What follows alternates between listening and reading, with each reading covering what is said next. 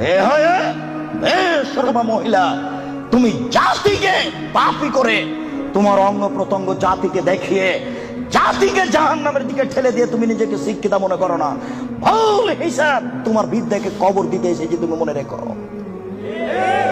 তোমার মুখ দেখলে পাপ হয়, তোমার হাত দেখলে পাপ হয়, তোমার পা দেখলে পাপ হয়, তোমার শরীর দেখলে পাপ হয়, তোমার চুল দেখলে পাপ হয়, তোমার গোটা দেহটাই হচ্ছে অন্যের জন্য পাপের বস্তু।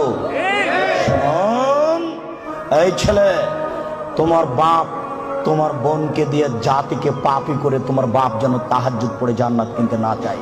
তোমার বোন জাতিকে পাপী করে নিজেকে যেন শিক্ষিতা মনে না করে। এই ছেলে, তোমার বোন জাতিকে পাপী করে যেন নিজেকে শিক্ষিতা মনে না করে। ও শিক্ষিতা নয়, ও বন্য, ও বর্বর, ও অসভ্য, ও অশিক্ষিতা। তোমার বোনকে যদি আমি বন্য অশিক্ষিতা